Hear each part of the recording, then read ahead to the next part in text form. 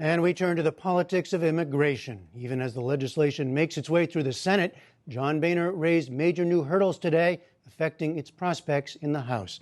Ray Suarez continues his ongoing coverage.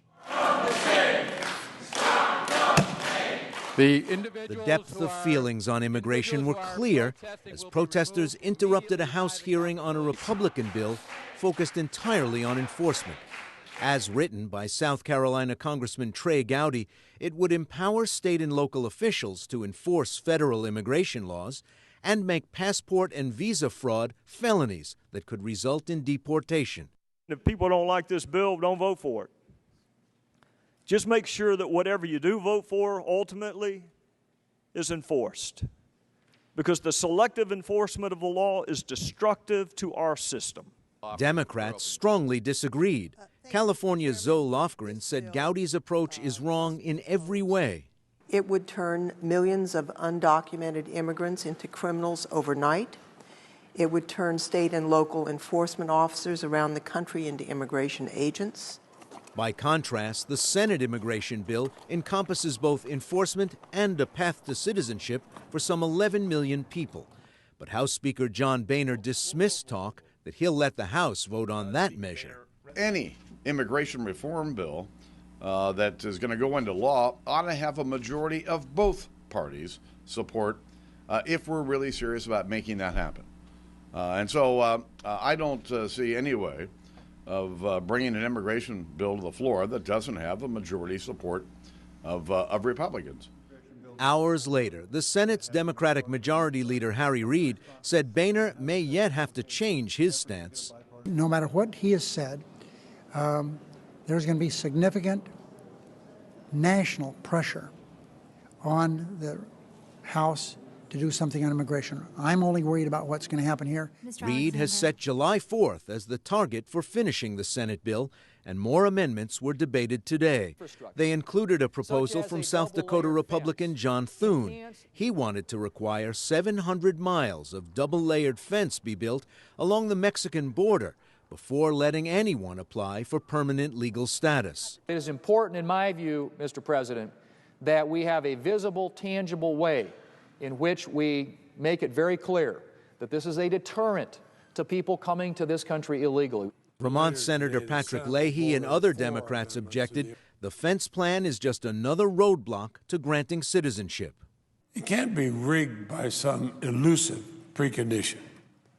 We should treat people fairly, not have their fate determined by matters beyond their control. Thune's measure was ultimately defeated.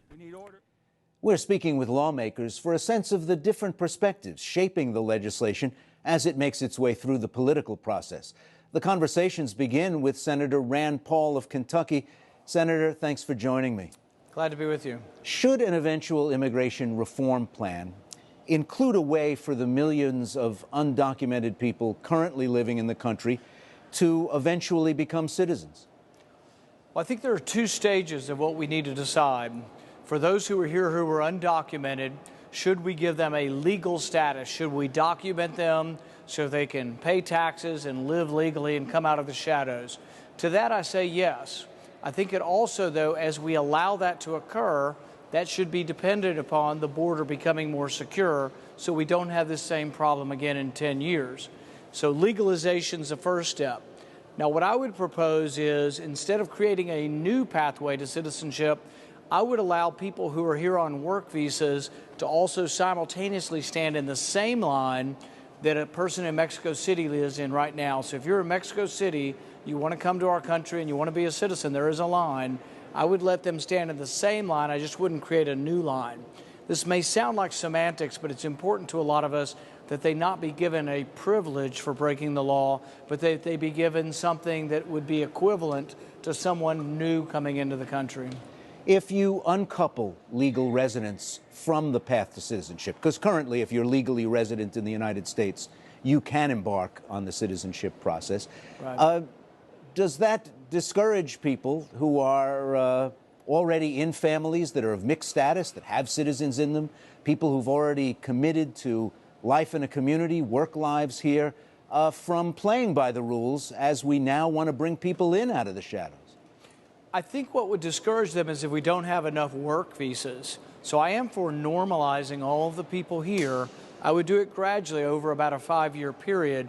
But what I would say is that legalization is the most important step, and then citizenship is a privilege, and I think we can discuss how we do that down the road. And it can be part of this bill as far as I'm concerned.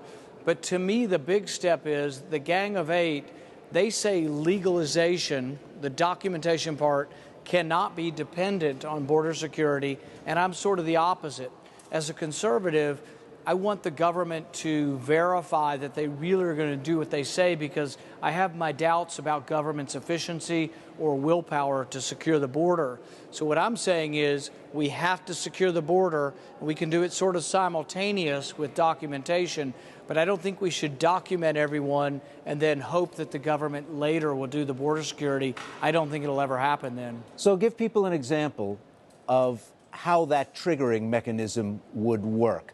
If you set up this security and verification system that eventually works to the satisfaction of the Congress, then another part of the process would be triggered?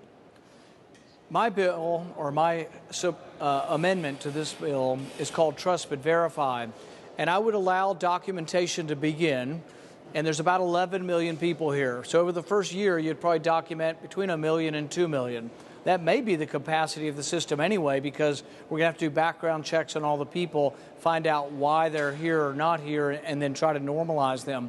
So I would do 1 million or 2, but then at the end of the year, I would vote and say, is the border more secure than it was a year ago? And the process would continue as long as Congress keeps voting that the border is becoming increasingly secure. I would also have some parameters, like certain miles of fence have to be built each year, entry-exit visas have to be developed.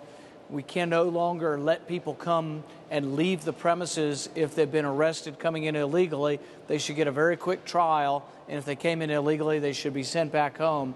So all of these efficiency items would be voted on each year as to whether they're occurring, but I would allow the documentation process to go ahead and start. Citizenship, I would just simply change the law to say you can be here on a work visa and you can get in the citizenship line at the same time. It sounds like you're taking the oversight and verification out of the Department of Homeland Security, where it might currently reside, and putting it with the Congress. And that's a Congress that these days can hardly agree that the sun rises in the east and sets in the west. It's going to have a yearly approval process that's going to work? The approval process would not be over voting over individual items. You would be approving an overall report as to whether or not the items that were in the bill are being adhered to. The reason we do this, and there's not much trust on what we do in Washington, and with good reason sometimes, so much of legislation delegates the authority to bureaucrats to do this, and then it never gets done. So, for example, in Obamacare, there's 1,900 references to the Secretary of Health shall decide at a later date. Well, really, you elected your representatives to decide these things. We should write into the bill how we secure the bill, and then we should be the judge and jury on whether or not it's actually happening. So I think it's a great way to get Congress involved, because when you get Congress involved, you're getting the people involved through their representation. It's better than letting unelected bureaucrats do it, I think. Senator, before we go, today Speaker Boehner affirmed that he would not let a vote come up on his side of the building without a majority of the Republican caucus be prepared to vote for immigration reform. What does that do to the fate of comprehensive reform for 2013? I think that means the bill that will come up will be a much stronger and better bill. And I like that attitude, because what that does is it gives leverage to conservatives like myself who want immigration reform, but want it to be done in a lawful manner that is fair to everybody. And so I think if he holds to that, which I hope he will hold to that, we get a stronger bill. And this is coming from somebody who wants immigration reform. I think the system is horribly broken. If we do nothing, it's a big mistake. So I want to see immigration reform, but I want it to obey a rule of law with a secure border, with securing that the vote only goes to citizens and that welfare only goes to citizens. If all these things are taken care of, I think both parties could get behind a bill like this. Senator Rand Paul of Kentucky, thanks a lot for joining us, Senator. Thank you. And late today, the Congressional Budget Office said the Senate immigration bill would cut deficits by $197 billion over 10 years. And it estimated roughly 8 of the 11 million people in the U.S. illegally would gain legal status. Tomorrow, we'll have a different take on the immigration debate from Virginia Democrat Tim Kaine.